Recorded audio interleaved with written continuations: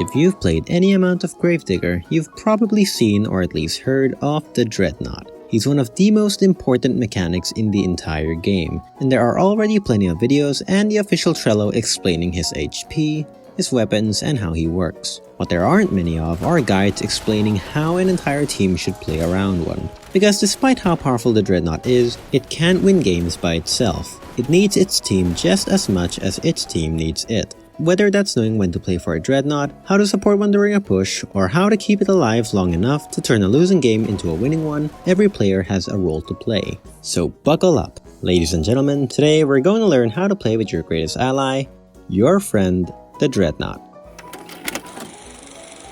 As a quick recap, the Dreadnought is a comeback mechanic exclusive to the Control Point game mode. When one team falls to 80 tickets while the opposing team still has 300 or more, a player on the losing team is given the opportunity to become the Dreadnought. The Dreadnought is a massive walking fortress with 11,000 HP, immune to things like melee attacks or flamethrowers, and wields the devastating Devil's Kiss machine gun, capable of cutting through entire groups of enemies. In return, it's slow, cannot sprint, cannot be healed, and has a terrible field of vision. The Dreadnought steadily loses HP even when nobody's attacking it, and every point of damage it takes shortens its lifespan even further. So when you protect the Dreadnought, technically you are buying your team more time to make a comeback. Because while the Dreadnought is alive, that team gains unlimited reinforcements, meaning player deaths no longer consume tickets. This lasts until the Dreadnought is destroyed or the opposing team is reduced to fewer than 75 tickets, at which point both teams return to normal reinforcements. With that in mind, it's probably no surprise that the enemy team's #1 objective after the Dreadnought spawns is to kill it.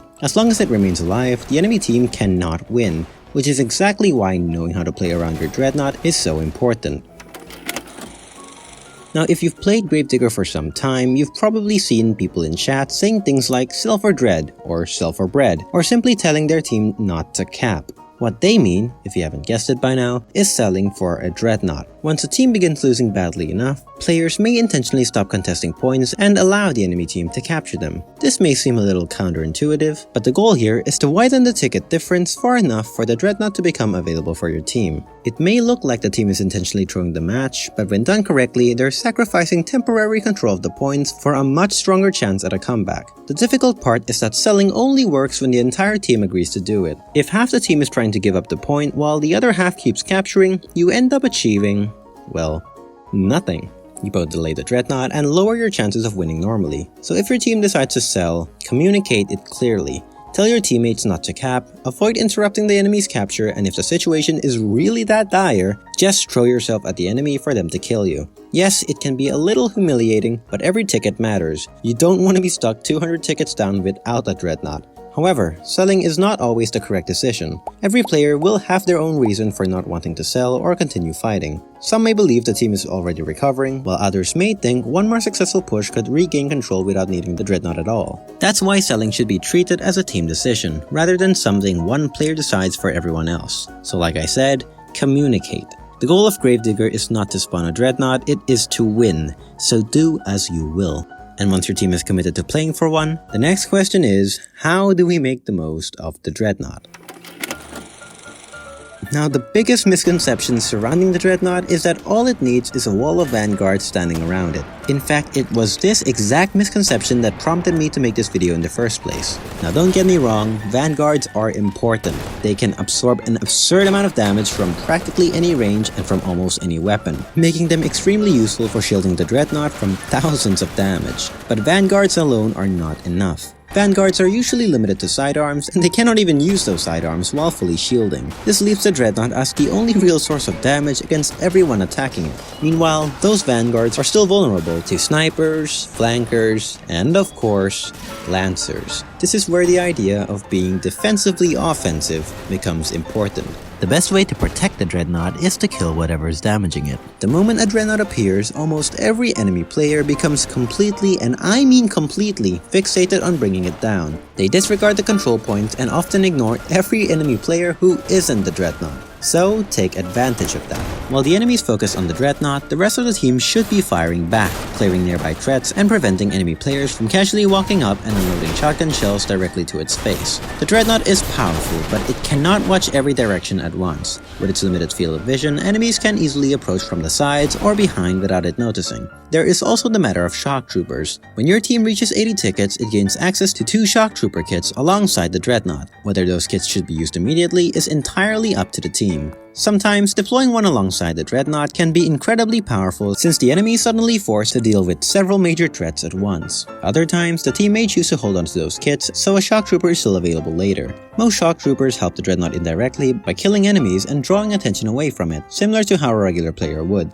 The Radio Trooper is the main exception, since it can actively support the Dreadnought by marking nearby enemies, making flanks or surprise attacks much harder to pull off. So the team needs to decide whether using a kit now will help the Dreadnought survive and regain control, or whether saving it for later will provide more value. Going back to Vanguards, the Dreadnought does not need 3 or more of them. What it needs is at least 1 consistent Vanguard. By consistent, I mean someone who spends around 90% of the match actively staying and protecting the Dreadnought.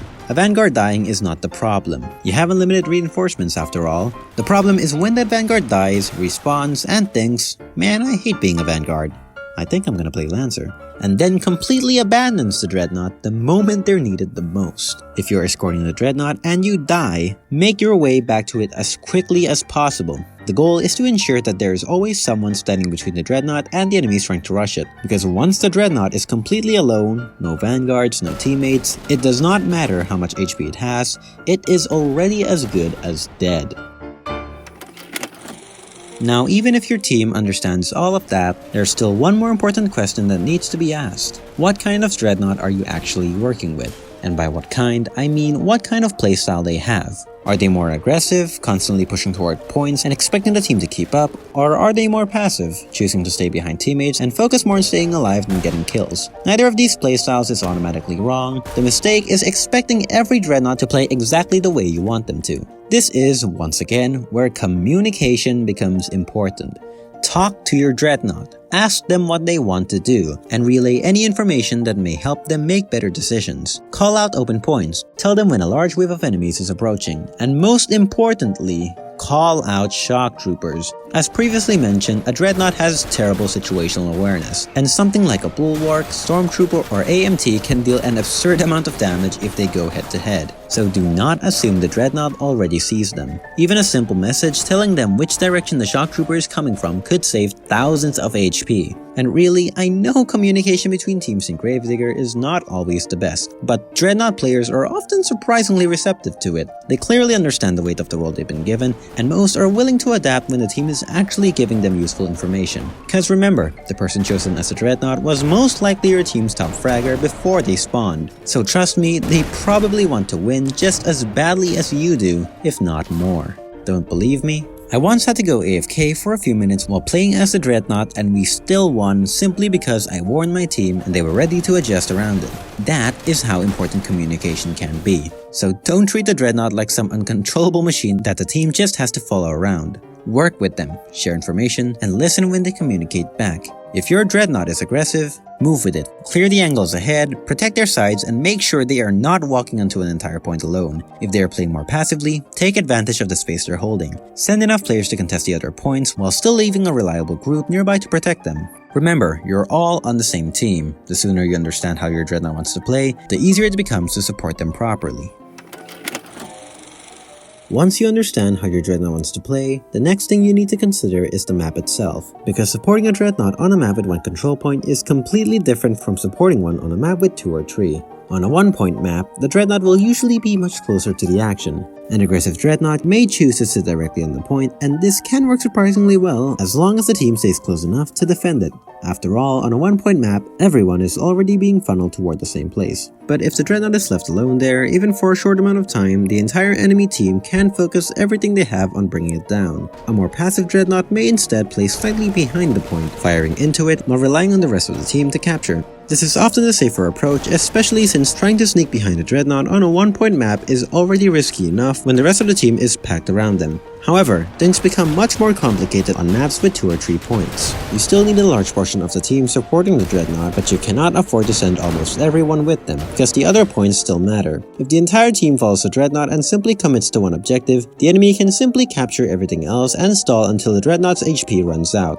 At the same time, sending the Dreadnought off with only one player is usually not enough either. The key is, of course, finding a balance. Enough players need to stay with the Dreadnought to keep it alive while the rest of the team spreads out and contests the remaining points. And also remember, and I really hope I'm hammering this point home, the Dreadnought spawned because your team was already losing. Without it, you would most likely have continued losing anyway. That is why letting the Dreadnought hide somewhere and do absolutely nothing just so you can have infinite tickets for longer is usually not a viable strategy. It doesn't provide passive buffs either, so if you remove the Dreadnought from the fight and go back to the same player versus player battles you were already losing, there is a good chance nothing changes. That being said, placing the Dreadnought on a quieter point can still be a perfectly viable strategy. The difference now is that the Dreadnought is still controlling an objective rather than hiding somewhere irrelevant. As long as that point remains quiet, the Dreadnought can preserve HP while the rest of the team contests the map. But once the enemy discovers them and starts gathering enough players for a proper attack, the team needs to react early. Warn the Dreadnought, clear a safe route to another point, and rotate with them before the enemy can surround them. A Dreadnought does not always need to be in the largest fight, but it should always be contributing something. Whether that something means holding a point, getting kills, or wasting the enemy's time, it needs to remain an active part of your comeback. Congratulations! If the enemy has dropped below 75 tickets and your Dreadnought is somehow still alive, you've already made it further than most teams ever do. At this point, your team loses its unlimited reinforcements, meaning your deaths begin consuming tickets again. The Dreadnought, however, remains in the match for how long its HP lasts. This changes the way your team should play around it. You can no longer afford to throw yourselves into the enemy over and over just because the Dreadnought is still alive. Every death on your side matters now, so you need to focus on maintaining that momentum. This is also one of the few situations where sacrificing the Dreadnought can become a reasonable option. If sending it onto a point breaks the enemy's final defense or creates enough space for the rest of the team to close out the match, then losing it may be worth it. But if possible, do not send it alone. Give it at least one Vanguard, keep calling out Shock Troopers, and continue clearing the enemies around it. You already did the hard part by keeping it alive this long. Now use what remains of it to close out the game. The Dreadnought may be one of the strongest things in Gravedigger, but strength alone is never enough. It needs players willing to communicate, protect it, adapt around it, and actually make use of the time it gives them. Because when a Dreadnought spawns, it's your team's one final chance to turn the match around. So take care of it, work with it, and maybe your friend, the Dreadnought, will carry you all the way to victory.